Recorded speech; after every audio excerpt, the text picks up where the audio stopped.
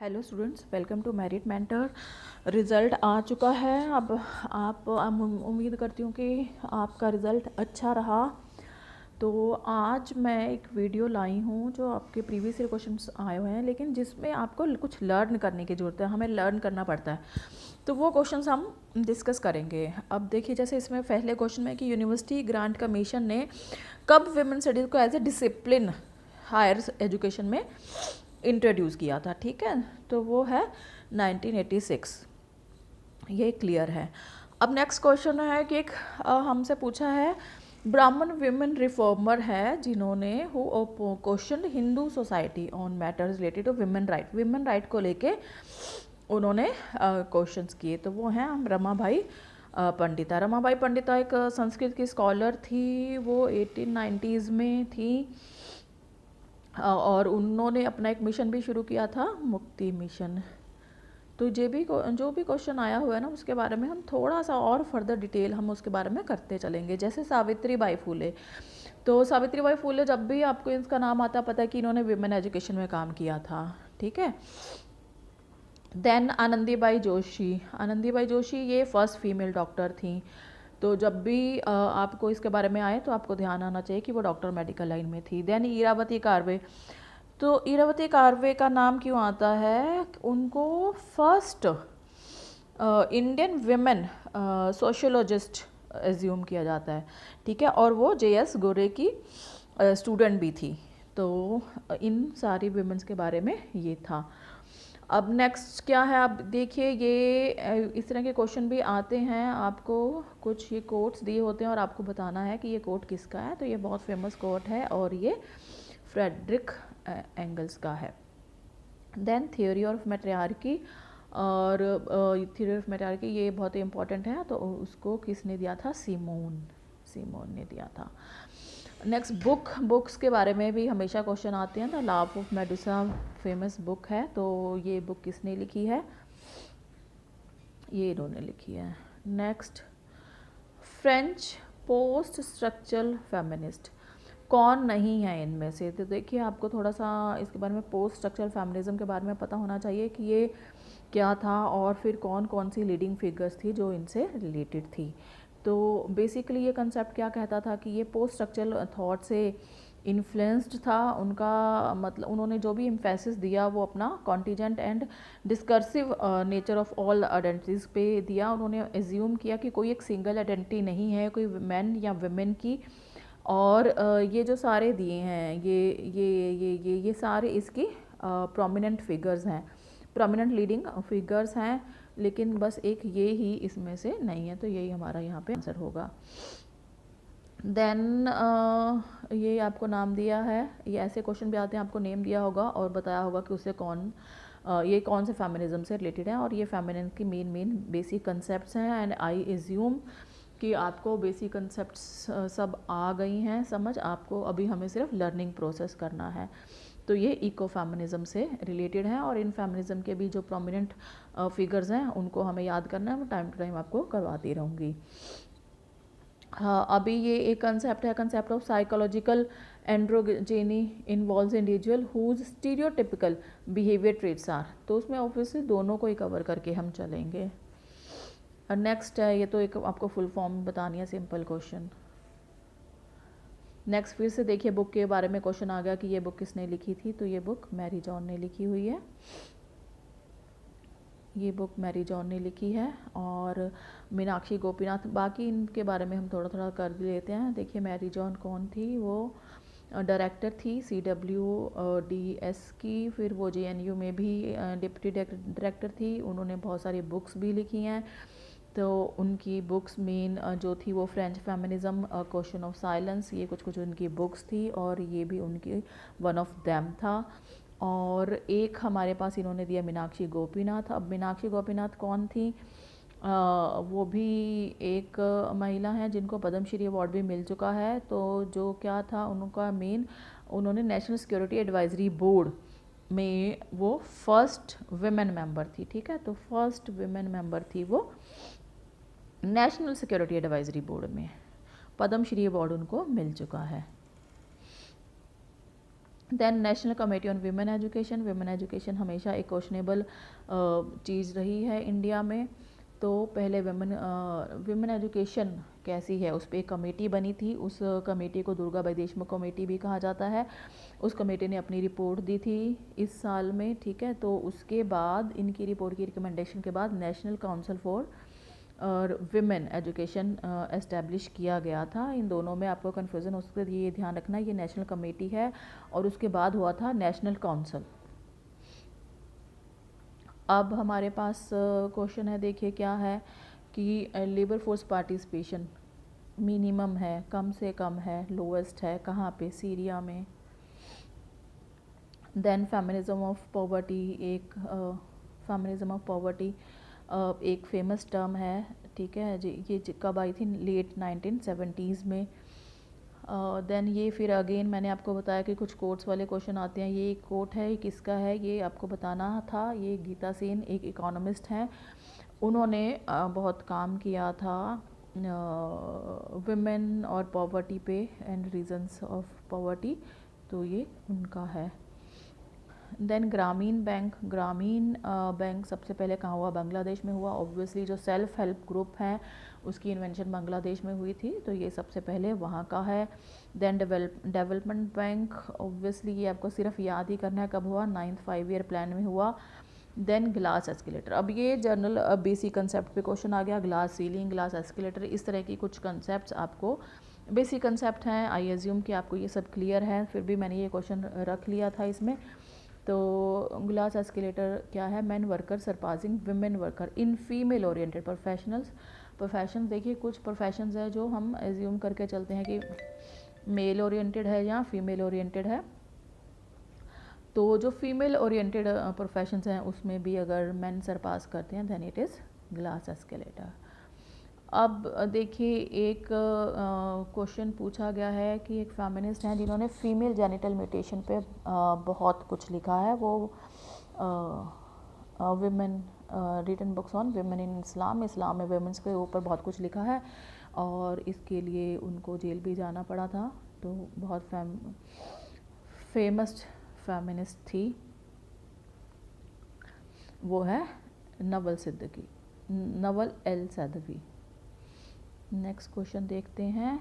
अब क्या है, the forum against sex determination and sex pre selection, ये कब हुआ था, ये बॉम्बे में हुआ था 1985 में। अब देखिए सैरोगेसी बिल के बारे में क्वेश्चन आ गया। सैरोगेसी बिल ये है 2016 में। देखिए इस तरह के कुछ क्वेश्चन हैं, आप इसके बारे में और डिटेल में पढ़ना चाहें आप पढ़ सकते हैं। ये क्वेश्चन है हमको लर्न ही करने पड़ते हैं, तो ये बार बार प्रैक्टिस आप इसकी करते रहिए, लिख के लर्न कीजिए, जैसे भी आपको लर्न होता है वैसे आप कीजिए, इनको हमें लर्न करना है। देन प्री नेटल टेक्निक्स जो एक्ट है 1994 का, उसको उसकी अमेंडमेंट के बारे में ये क्वेश्चन है, वो है 2003 में।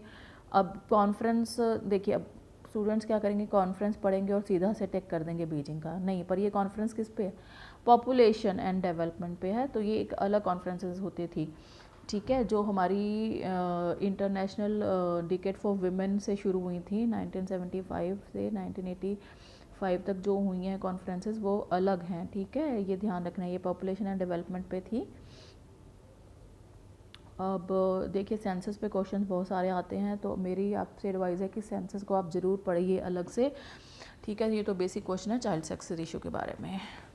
तो 914 ग्लोबल जेंडर गैप। अब ग्लोबल जेंडर गैप देखिए किसने दिया, वर्ल्ड इकोनॉमिक फोरम ने दिया। कब से चल रहा है, 2006 में चल रहा है, तो इसके बारे में आपको पता होना चाहिए। अब क्या है, यूनियन टेरिटरी, देखिए ये फिर हमारा सेंसस में से ही क्वेश्चन कवर हो रहे हैं, ये सारे क्वेश्चन सेंसस में कवर हो रहे हैं। तो सेंसस जो भी वुमेन स्टडी से रिलेटेड जो भी क्वेश्चन है, जो भी डाटा है, वो ज़रूर आप एक बार पढ़ लीजिए। इसमें क्या पूछा है, high percentage of female headed house hold कहाँ पे है, लक्षद्वीप। अभी फिर से जेंडर गैप पे क्वेश्चन आ गया। जेंडर गैप है ना, अभी हमने किया। ग्लोबल जेंडर गैप कब शुरू हुआ, 2006 में। किसने किया, वुमेन एजुकेशन इकोनॉमिक फोरम में इसको करा है। तो इसमें पूछा है कि किसको, कौन टॉप पे है, ठीक है, तो ये आइसलैंड टॉप पे। अभी देखिए gender sensitive budget, gender sensitive budget आपको पता है क्या है, बेसिक कंसेप्ट है। जब गवर्नमेंट बजट बनाती है जेंडर सेंसिटिव, मतलब जेंडर को ध्यान में रखते हुए, तो इसमें पूछा है कि कौन सी कंट्री के बारे में, तो ये है Australia. Then happiness audit recently बहुत फेमस हो गया है, ये कहाँ पे है, भूटान, ये भूटान पे था। नेक्स्ट अब हमारे से पूछा है जेंडर इनइक्वालिटी इंडेक्स, ये इंडेक्स में से बहुत क्वेश्चन आ रहे हैं ये पिछले 3-4 साल, अब 3-4 साल से।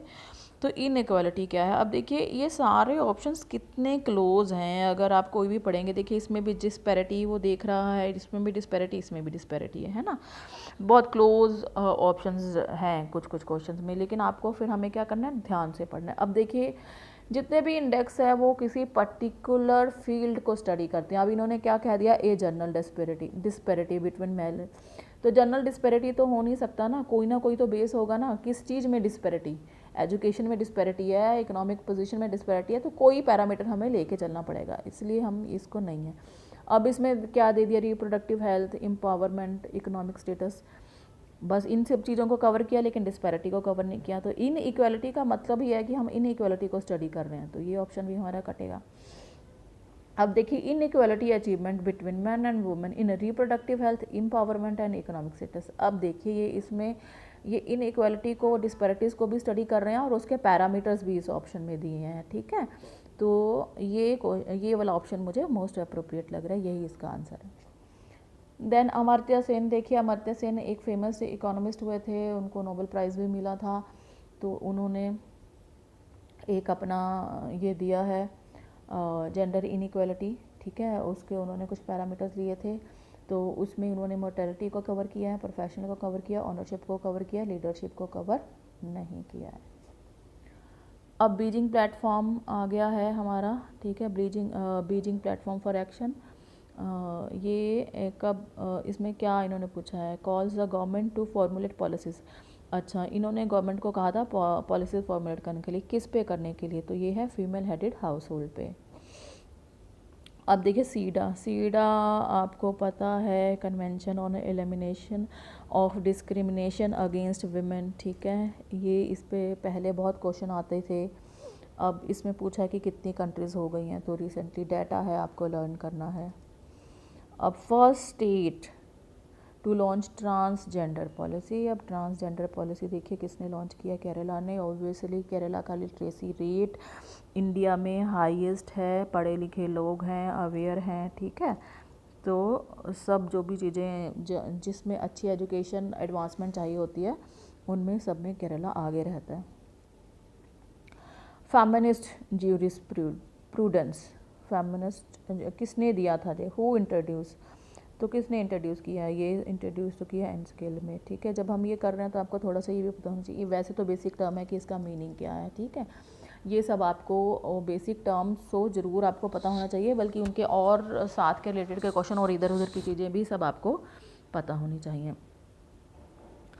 अब ये कॉन्स्टिट्यूशन पे क्वेश्चन आ गए, कॉन्स्टिट्यूशन पे भी आजकल क्वेश्चन आ रहे हैं। अब ये पूछा है कि आर्टिकल कौन है जो मैटरनिटी लीव में भी डील करता है, ठीक है, तो आर्टिकल 42 है। वैसे आर्टिकल 42 किस नाम से फेमस है, आर्टिकल 42 को हम मानते हैं कि प्रोटेक्शन फॉर ह्यूमन राइट्स, ठीक है, बेसिकली जो उसका हेडिंग है प्रोटेक्शन ऑफ ह्यूमन राइट्स और सिविल एंड पॉलिटिकल राइट्स, तो इसी में मैटरनिटी लीव की बात की गई है। अब देखिए, अब ये आपका क्वेश्चन आ गया है एक्ट्स के ऊपर भी बहुत सारे क्वेश्चन आते हैं। अब ये देखिए पीएनडीटी एक्ट के ऊपर क्वेश्चन है, इसमें पूछा है कि वीमेन की क्या एज है जहाँ पे उसको प्री नेटल टेस्ट अलाउ कर देते हैं कुछ कंडीशंस के ऊपर, ठीक है, तो क्या एज होगी, अबव 35। ऑब्वियसली जब प्रेगनेंसी नॉर्मल नहीं है उसमें कॉम्प्लिकेशंस हो सकती हैं, तो विमेन की हेल्थ के लिए सेफ्टी के पर्पस से कुछ कंडीशंस में ऐसा है कि इसको अलाउ कर दिया जाता है। अब देखिए आपको ये भी एक्ट्स के ऊपर क्वेश्चन है, आपको अलग अलग एक्ट्स दिए हैं और हमें बताना है उसका ऑर्डर, तो इसके लिए ज़रूरी है कि हमें इनका ईयर्स पता होने चाहिए। तो देखिए अभी पीएनडीटी पे क्वेश्चन आया था, अभी फिर से आ गया, अभी हमने किया ना यहाँ पे पीएनडीटी क्वेश्चन, तो मुझे लगता है इसी पेपर में पीएनडीटी का एक और क्वेश्चन भी है, शायद मैंने देखा था।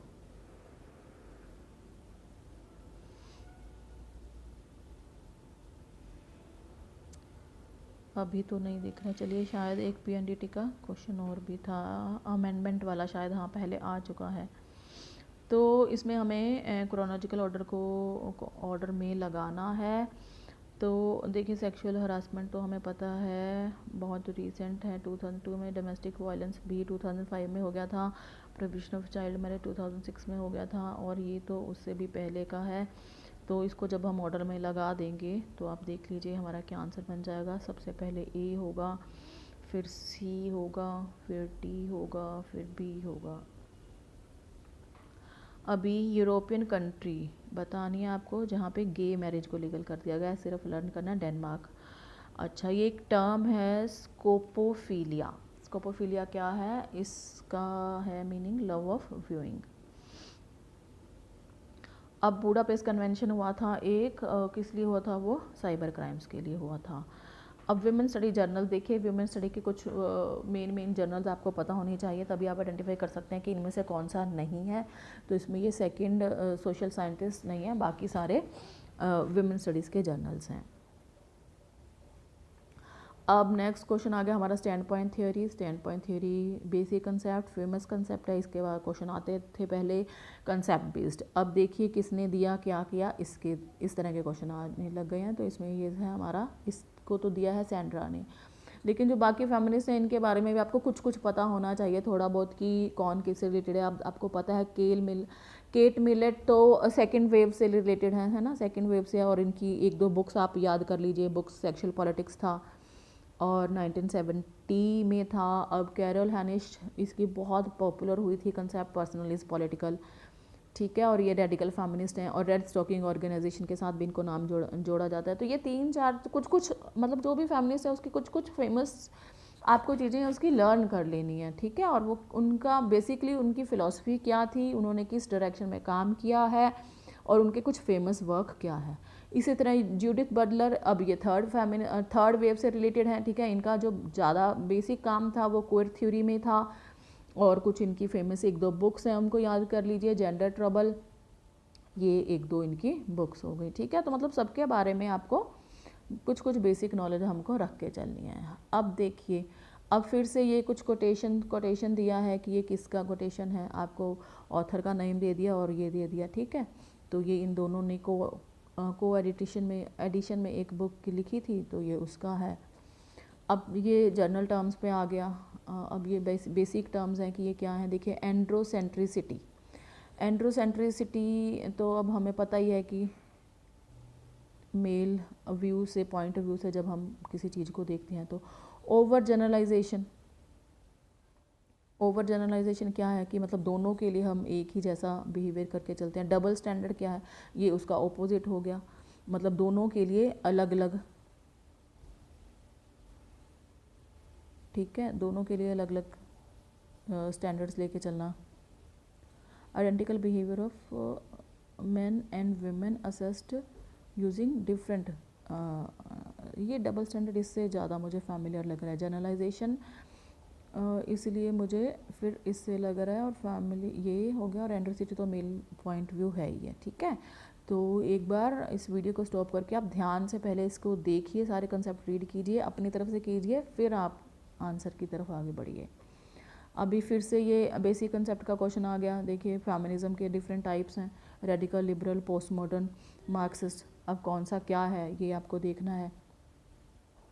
अब देखिए मार्क्सिस्ट, सबसे पहले मार्क्सिस्ट क्या कहते हैं, वो तो हमेशा कैपिटलिज्म की बात करते हैं। जहाँ भी मार्क वर्ड आ जाए तो वहाँ पे आप उसको सीधा कैपिटलिज्म से, इक्वालिटी से कोरिलेट कर लीजिए। अब पोस्ट मॉडर्न क्या कहते हैं कि sexuality and gender are fluid and multiple categories, ठीक है, ये कहते हैं। वो कहते हैं कि कोई एक डेफिनेशन नहीं हो सकती मैन या वुमेन की, मल्टीपल उसमें कंपार्टमेंट्स हैं। Then liberal, common humanity, liberal, ठीक है, ह्यूमैनिटी की बात करते हैं। बचा क्या, रेडिकल, ठीक है, तो वो क्या कहते थे, पैट्रियार्की कंट्रोल करती है सारी वुमेन को। अब आ गया हमारा ये फिर से फेमिनिज्म की कुछ टाइप्स हैं, इको फेमिनिज्म, ब्लैक, दलित, लेस्बियन। बेसिक कंसेप्ट है। अब ये देखिए इको फेमिनिज्म हमने अभी करा था कि किसने ये टर्म कॉइन किया था, है ना। अब किसके बारे में है, ये तो नेचर के बारे में, प्रकृति के बारे में है। अब ब्लैक आपको किसी के कलर के ऊपर आप उसको डिस्क्रिमिनेट कर रहे हैं, ठीक है। तो एथिकल हो गया, ये एथिकल हमारा मतलब पॉइंट्स से रिलेटेड हो गया। कास्ट के बेसिस पे दलित हो गया, है ना, वो दलित उसकी कास्ट के बेसिस पे हम अगर उसमें भेदभाव कर रहे हैं तो ये तो this is the last one. तो ये कुछ बेसिक क्वेश्चन है जो आप एक बार रिवाइज कर लीजिए। जो लर्न करने वाले क्वेश्चन हैं उनको बार बार लर्न कीजिए। एंड आई होप कि आपको ये वीडियो अच्छा लगा हो। बाकी आपको कोई और वीडियो चाहिए हो तो आप प्लीज़ मुझे कमेंट बॉक्स में बताइएगा। So till then, bye bye.